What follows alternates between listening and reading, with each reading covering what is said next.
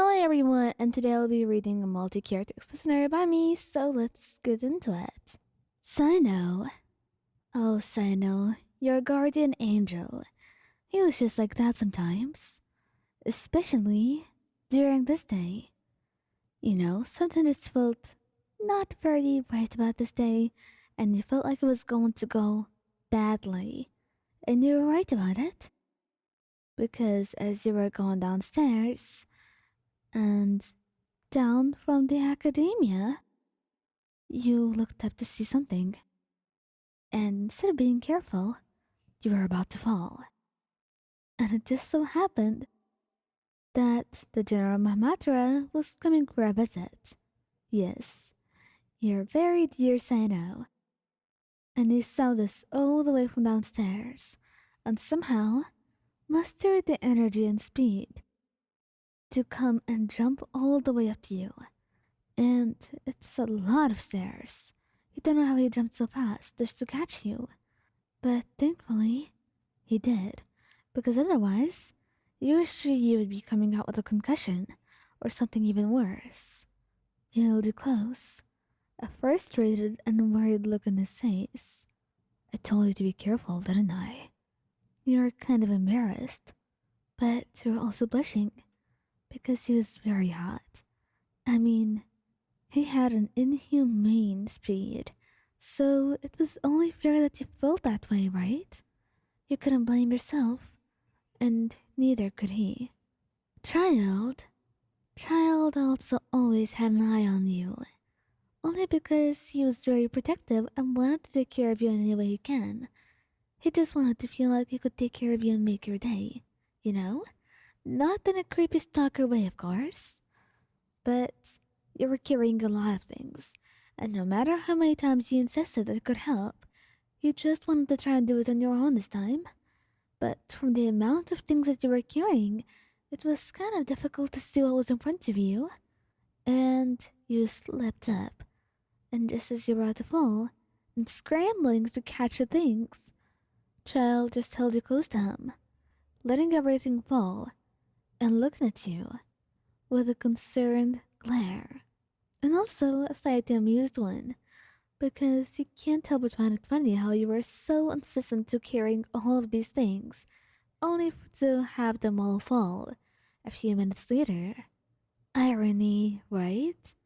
You do listen to him after that, and he does carry them, all while teasing you all the damn way. Oh, he was so exhausting. But he did save you. Albedo. Albedo's always careful, and he always makes sure to take precautions whenever he's doing an experiment. Unlike you just take things like that and do them at the moment without thinking too much of being careful, which he does not like very much, and causes him to be very watchful over you sometimes, because he wants to make sure nothing happens and nothing goes wrong.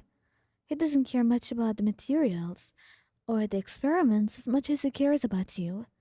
Some things in the lab could be deadly, and he never wants you to get hurt in any way, especially if he can avoid it and prevent it. So that's why, when you were trying to get that potion and tiptoeing to get it, just about to fall with it, oh, this would have been very disastrous. He caught you, giving you a stern look. Mayan, how many times have I told you? You have to be more careful than that. Oh, right, he said, blushing and giving him the potion to put back.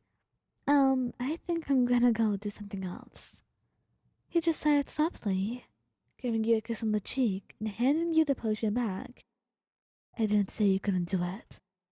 I just want to make sure you're okay. So please, be more careful next time, alright?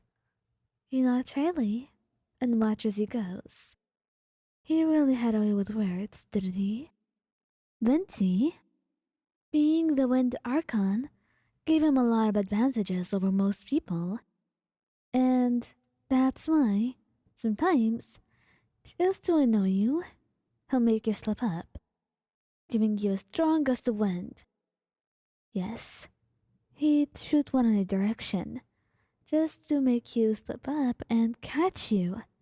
And then he would look you in the eyes and tell you to thank him or he drops you.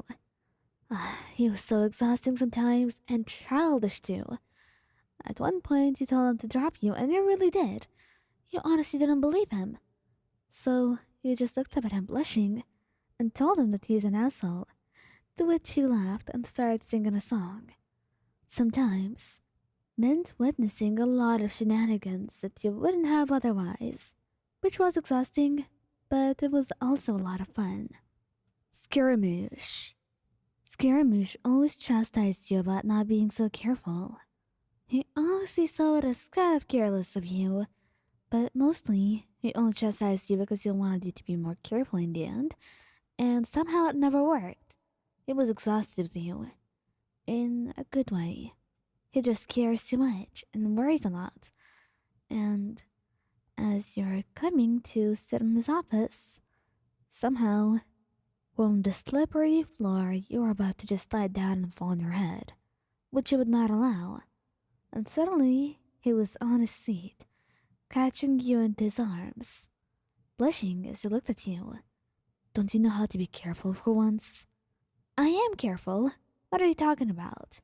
You said, brushing off your arms and shoulders, and sitting with a blush.